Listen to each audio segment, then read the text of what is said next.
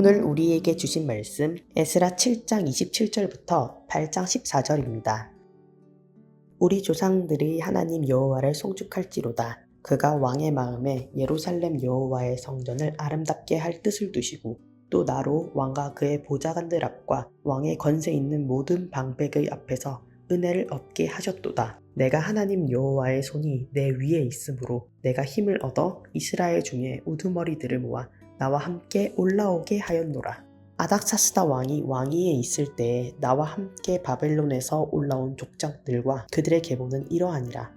비느하스 자손 중에서는 게르솜이요, 이다말 자손 중에서는 다니엘이요, 다윗 자손 중에서는 하투스요, 스가냐 자손 곧 바로스 자손 중에서는 스가랴니 그와 함께 족보에 기록된 남자가 150명이요 바한무압 자손 중에서는 스랴히야의 아들 엘요웨는이 그와 함께 있는 남자가 200명이요 스가냐 자손 중에서는 야하시엘의 아들이니 그와 함께 있는 남자가 300명이요 아딘 자손 중에서는 요나단의 아들 에벳이니 그와 함께 있는 남자가 50명이요 엘람 자손 중에서는 아달라이아의 아들 여시아니 그와 함께 있는 남자가 70명이요 스바랴의 자손 중에서는 미가엘의 아들 스바랴니 그와 함께 있는 남자가 80명이요 요압 자손 중에서는 여이엘의 아들 오바댜니 그와 함께 있는 남자가 218명이요 슬로밋 자손 중에서는 요시베아의 아들이니 그와 함께 있는 남자가 160명이요 베베 자손 중에서는 베베의 아들 스가랴니 그와 함께 있는 남자가 28명이요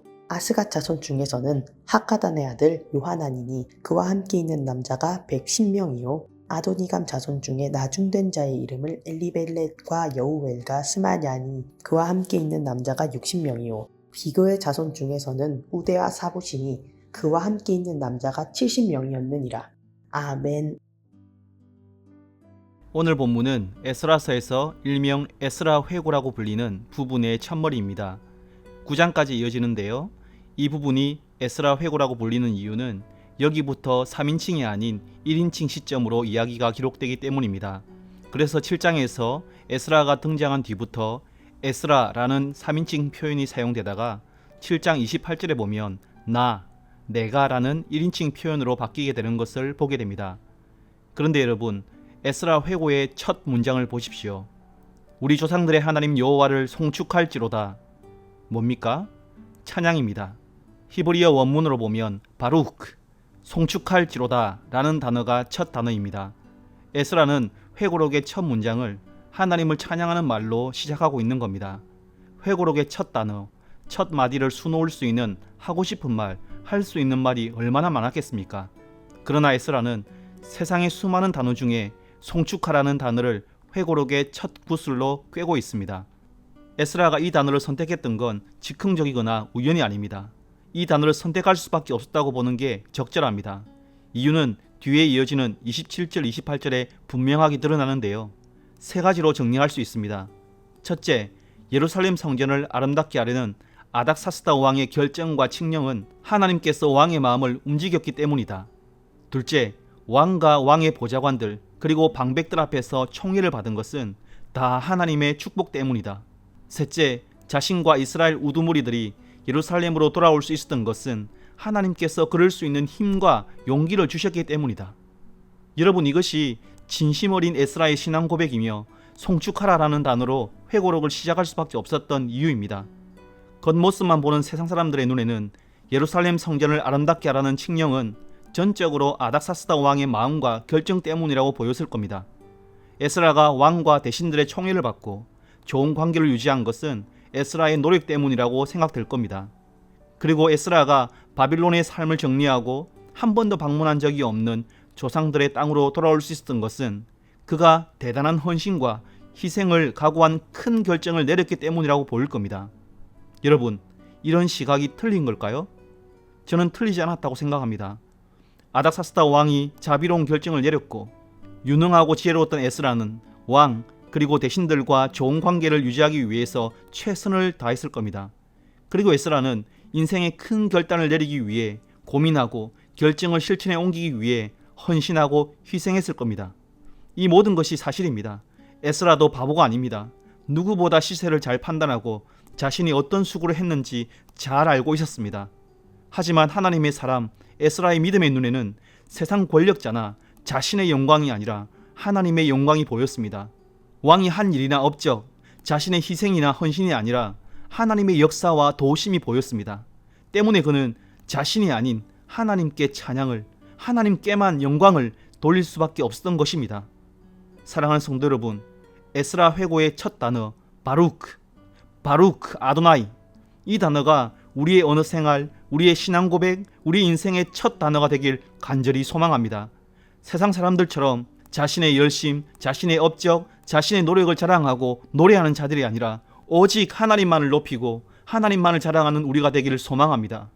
그런데 여러분, 우리가 살아가는 신앙 생태계가 얼마나 오염되어 있는지 깨달아야 합니다. 사도 바울이 예고했던 말세의 특징을 한번 들어보십시오. 디모데후서 3장 1절 2절입니다. 너는 이것을 알라. 말세에 고통하는 때가 이르러 사람들이 자기를 사랑하며 돈을 사랑하며 자랑하며 교만하며. 말세를 수식하는 첫 번째, 세 번째, 네 번째 특징이 모두 자기를 드러내고 높이는 것과 연관되어 있습니다.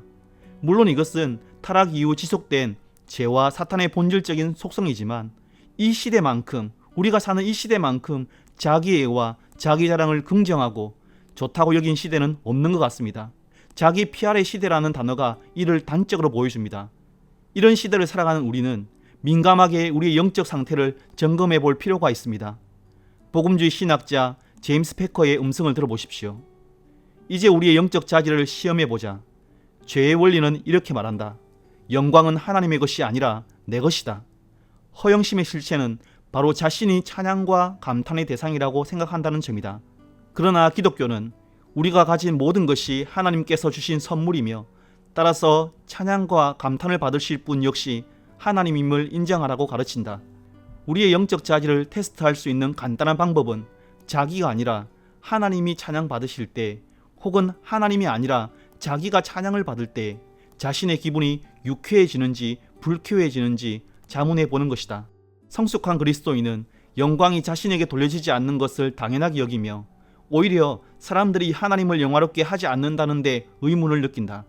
청교도이자 저명한 기독교 저술가였던 리처드 백스터는 그가 죽기 직전에 사람들이 찾아와서 그의 여러 저서에 대해서 칭찬했을 때 이렇게 말했다. 나는 하나님의 손에 들린 펜일 뿐입니다. 펜에게 무슨 칭찬을 돌립니까? 성숙한 그리스도인은 매 순간 이렇게 외쳐야 한다.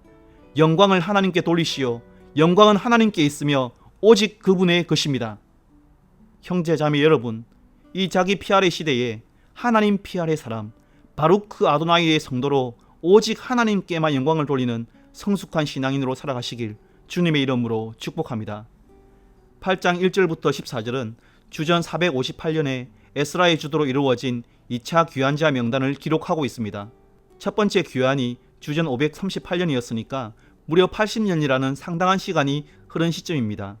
1차와 2차 귀환 사이에 시간 간격이 큰 것은 귀환의 열정이 그리 크지 않았음을 방증합니다. 그리고 성인 남자의 숫자는 1513명 정도였는데요. 여자와 학자들까지 더해서 약 5000명 정도로 추산합니다. 1차 귀환자 숫자가 남자만 42,360명이었는데요.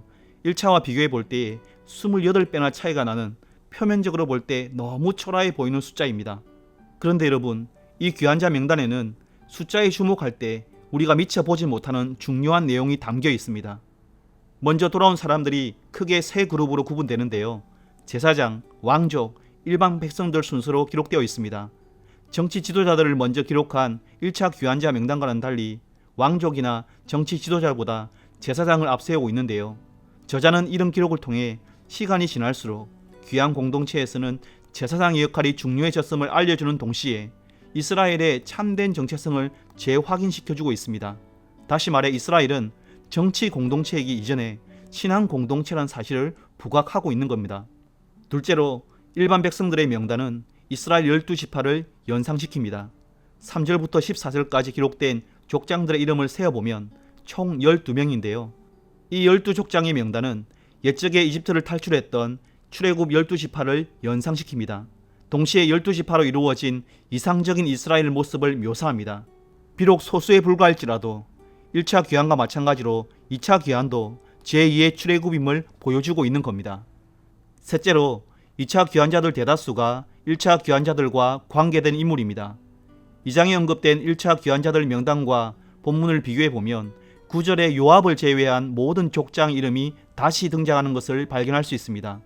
이것은 80년 전에 예루살렘으로 돌아온 기양민 중에 가족이나 친척들이 있었다는 뜻입니다. 특히 13절에 아도니감 자손 중에 나중된 자의 이름은 이라는 표현이 있는데요. 직역하면 아도니감의 아들들, 마지막 사람들이라고 번역할 수 있습니다. 어떤 학자는 문맥과 정황을 고려해서 아도니감 자손 중에는 더 이상 바빌론에 남아있는 자들이 없다는 의미로 해석하는데요. 가문 사람들이 1차, 2차 귀향을 통해 모두 예루살렘으로 돌아왔다는 말입니다. 그래서 현대인의 성경은 아도니감 집안에서 마지막으로 돌아온 이라고 번역하고 있습니다. 이와 같은 사실은 믿음의 선진을 둔 믿음의 가문이 신앙 공동체 회복에 얼마나 중요한 역할을 했는지 분명히 보여줍니다. 형제자매 여러분, 우리가 살펴본 이 세 가지 사실은 우리에게 중요한 영적 진리를 다시 일깨웁니다. 세상은 숫자를 주목하고 그 숫자의 크기로 일합니다. 숫자가 얼마나 크냐에 집중하고 맨파워가 성패를 좌우하는 경우가 많습니다. 하지만 성경은 숫자와 상관없이 하나님께 헌신하는 자들에게 집중하고 하나님은 바로 그들을 통해 일하신다는 사실입니다. 성경 전체가 이 사실을 명명백백하게 증거하고 있고 하나님의 나라가 겨자씨와 같다고 비유하신 것도 예수님께서 12명의 제자밖에 세우지 않으신 것도 이와 결을 같이 합니다. 그러나 다윗의 친구였던 요나단보다 이 사실을 분명하게 고백한 사람은 없을 겁니다. 사무엘상 14장 6절입니다. 요나단이 자기의 무기를 든 소년에게 이르되 우리가 이 할례받지 않은 자들에게로 건너가자. 여호와께서 우리를 위하여 일하실까 하노라.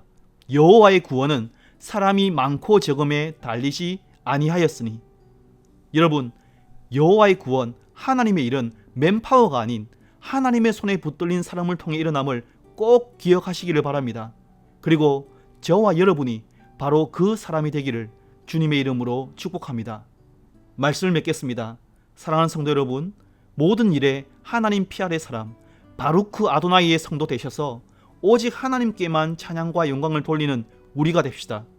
더불어 맨파워를 의지하지 않고 오직 하나님만을 의지하고 하나님의 손에 붙들린 서문 공동체가 됩시다. 그럴 때 하나님께서 우리를 통해 영광 받으시고 우리를 쓰셔서 하나님 나라를 펼쳐 나가실 것입니다. 이런 은혜가 모든 서문 가족들을 위해 함께 하시길 주님의 이름으로 축원합니다. 이 시간 들은 말씀과 교회를 기억하며 기도했으면 좋겠습니다. 먼저 하나님만을 높이고 자랑하는 바루크 아도나이의 성도, 작고 연약하나 하나님 손에 붙들려 쓰임받는 공동체가 되게 하소서. 이렇게 기도합시다. 교회를 위해 기도하실 때에 코로나 상황 속에서도 우리의 예배가 살아있는 예배, 하나님께 영광이 되고 우리에게는 큰 기쁨과 위로가 되는 예배가 되게 하소서. 이 두 가지 제목으로 기도하시고 개인적인 기도 제목으로 기도하시겠습니다.